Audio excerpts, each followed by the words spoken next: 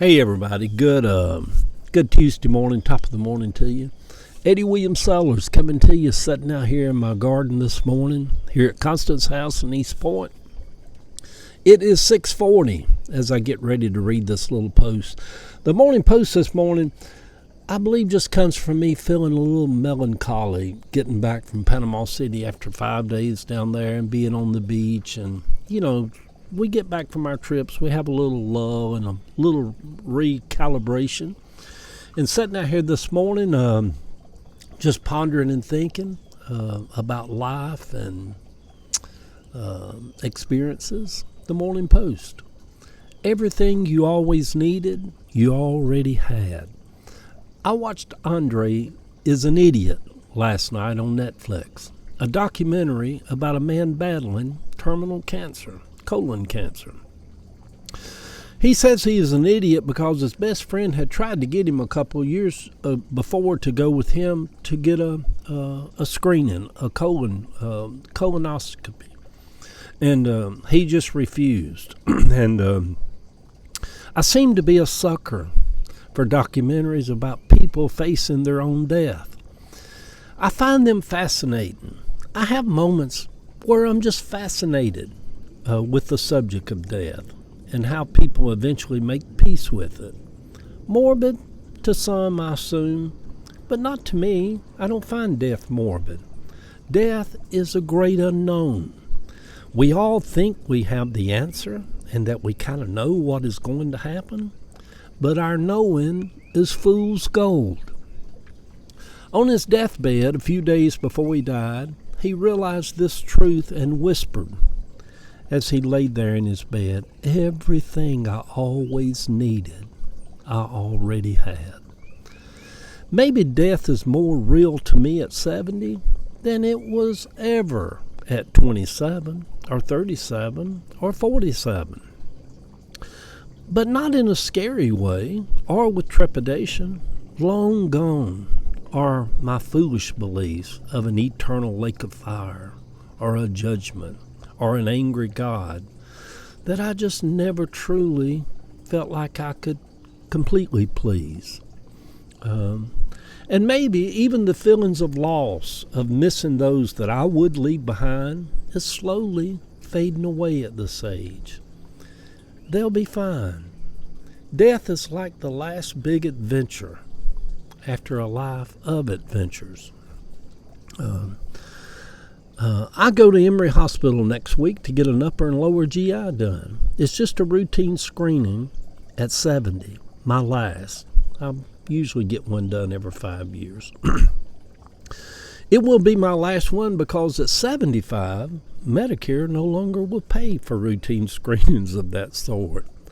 I've got to the age where even Medicare is like, "Hun, you good. Go on now. We ain't paying for no more of those." I am living through this strange period of having lived a long life.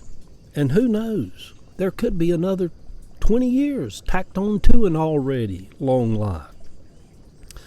It all seems downright odd to me sometimes. And yet, I am a teenage boy at heart and would still get frisky on the beach at Panama City with a stranger in the moonlight, as any teenage boy would do. When you think about how young our country is at 250 years old, I am almost 1/3 as old as the nation.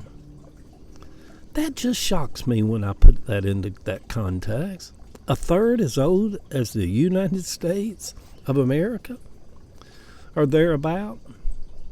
And I have walked across bridges in Europe that were 1,200 years old. Time, age, decades, centuries, history, youth, old age, and life all seem to start intersecting in old age. For those who get to experience it, it almost seems a shame for anyone to get born and not be able to stay around long enough for the old age part.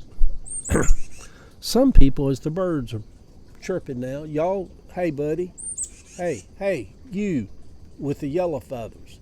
Give me a minute. Just give me a minute. I'm winding this up right here. There you go. He flew off.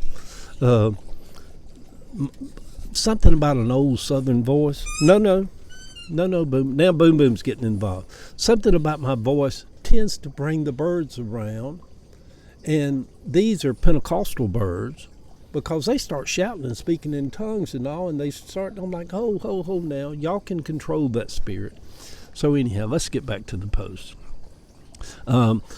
It seems a shame for anyone to be born and not get to be able to live into the old age part. Some people seem to get old and crusty and even bitter in their old age.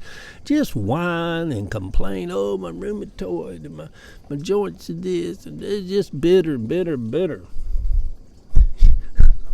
If you're that bitter, go ahead and die. Ain't nothing stopping you. Go on. But some people do seem to get old and crusty in their old age and bitter. I think I've got the opposite. Yeah, I don't have I really don't have the patience I used to, especially with stupidity. I think that's why this political era that we're living through drives me insane.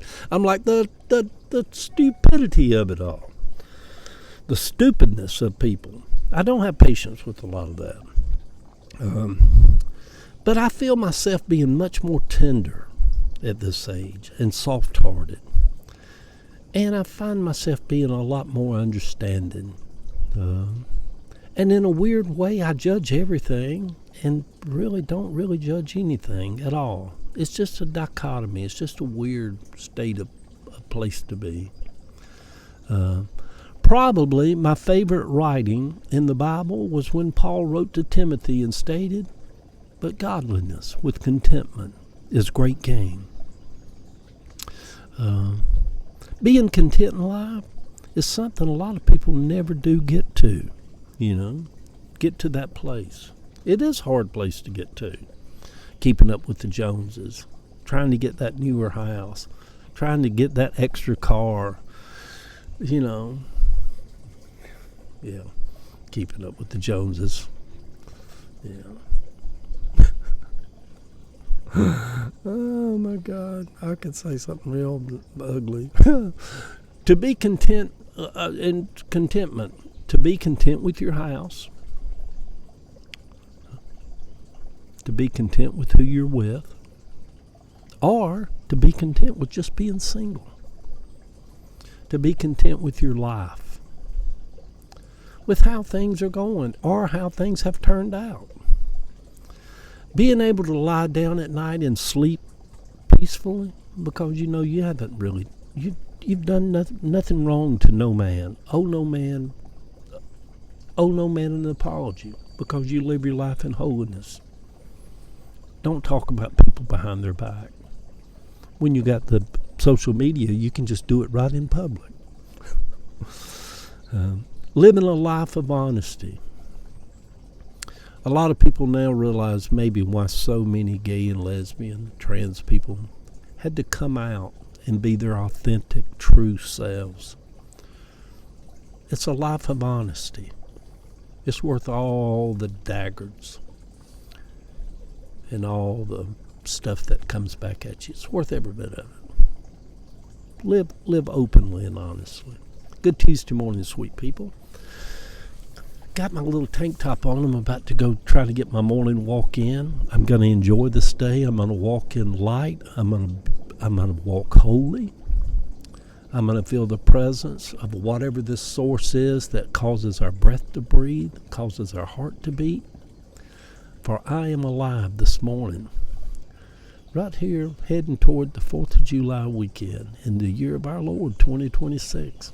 Love y'all.